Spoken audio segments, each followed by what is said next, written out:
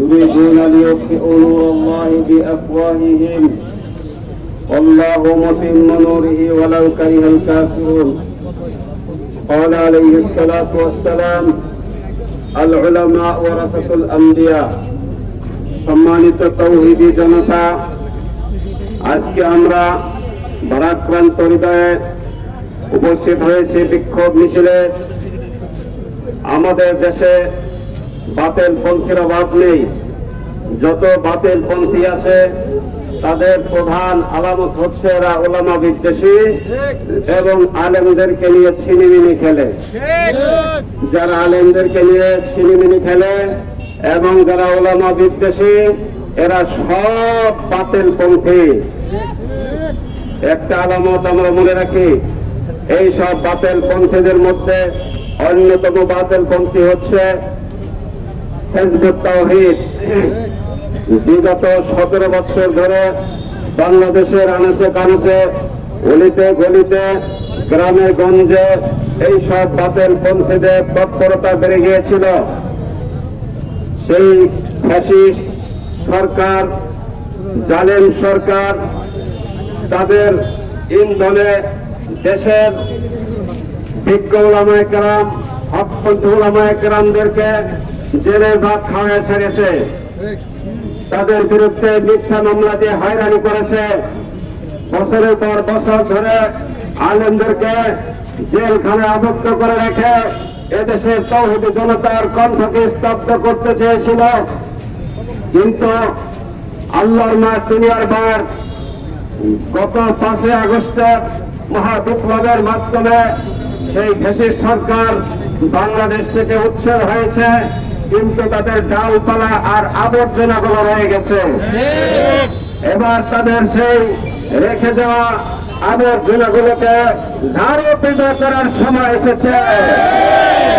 এই আবর্জনাগুলোকে ঝাড়ু পেটা করতে হবে, নচেত আমাদের ইমানের কোনো হেফাজত হবে না। এই হিজবুত তাওহীদ, ইসকন এরা তোর খালাতো ভাই, ইহুদিদের ঘরে এদের জন্ম। ইসকন হিন্দুদের সংগঠন আর হিজবুত তাওহীদ মুসলমান নামধারী সংগঠন। এবার ইসকনের ভয়াবহতা সম্পর্কে উলামায়ে কেরাম দেশবাসীকে সচেতন করে আসছে বহু আগে থেকে, কিন্তু কারো কানে পানি ঢোকে নাই। এবার কানে পানি ঢুকেছে। ইসকন কি জিনিস দেশের মানুষ জানতে পেরেছে। হিজবুত তাওহীদ কি জিনিস এখনো জানতে পারেন নাই। তাদের আসল চেহারা এখনো উন্মোচিত হয় নাই। তাদের আসল চেহারা উন্মোচিত করতে হবে। হিজবুত তাওহীদের প্রতিষ্ঠাতা টাঙ্গাইল করটিয়ার জমিদার বাড়ির পন্নী গোষ্ঠীর লোক ফয়জুদ খান পন্নী, তিনি বলেন যে বর্তমানে যে ইসলাম, এই ইসলাম প্রকৃত ইসলাম নয়। রাসূলুল্লাহর 60-70 বছর পরে সেই আসল ইসলাম হারিয়ে যায়। এখন বর্তমানে যে ইসলাম আছে সেটা ইহুদি খ্রিস্টানদের তৈরি করা। তাহলে মানুষের মুক্তির পথ কি? তিনি বলেন আমার কাছে 8 মিনিটে 10টা মুজিজা আসছে, আল্লাহর সাথে আমার কথা হয়েছে। এই মুজিজা দিয়ে মানুষকে উদ্ধার করতে হবে, সেটাই নাজাতের পথ, সেটাই জান্নাত পথ। যারা হিজবুত তাওহীদে যোগ দেবে তারাই কেবলমাত্র ইমানদার, এর বাইরে পৃথিবীতে কেউ ইমানদার নয়, সব জাহান্নামী। একমাত্র হিজবুত তাওহীদই নাকি বেহেশতে যাবে। এই সমস্ত উদ্ভট বিভ্রান্তিকর কথাবার্তা বলে এদেশের সরল মনা মুসলমানদেরকে গুমরাহ করার অপচেষ্টায় লিপ্ত হয়েছে। তাদের এইসব পায়তারা বন্ধ করতে হবে। অন্তর্বর্তীকালীন সরকারের কাছে আমাদের এই দলে অবশ্যই ইসকনকে নিষিদ্ধ করতে হবে, সাথে সাথে হিজবুত তাওহীদকে নিষিদ্ধ করতে হবে।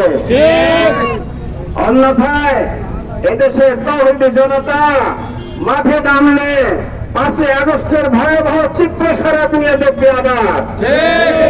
সুতরাং সেই 5 আগস্ট যেন আর পুনরাবৃত্তি না হয়, এর আগে প্রশাসনের কাছে আমাদের বিনীত নিবেদন, মানিকগঞ্জ জেলায় হিজবুত তাওহীদের কোন অপতৎপরতা চলবে না, তাদেরকে নিষিদ্ধ করুন।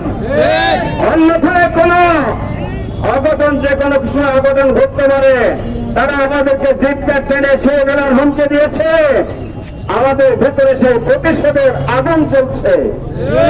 কখন কোথায় কোন অঘটন ঘটে যাবে বলার নেই। শামসুল হক জামালি নামে একজন লোক মানিকগঞ্জে, আমি তাকে চিনি না। এই লোকটা নাকি আলেম, সে আবার হিজবুত তাওহীদের সম্মেলনে মানিকগঞ্জ জেলার আলেমদের জিপ্পা টেনে ছিঁড়ে ফেলার হুমকি দেয়। প্রশাসনের কাছে আমাদের বিনীত নিবেদন, এই সন্ত্রাসী লোকটাকে গ্রেফতার করুন, আইনের আওতায় তাকে শাস্তি দিন, তাকে উপযুক্ত শাস্তি দিয়ে তৌহিদি জনতার এই রক্তকে ঠান্ডা করুন।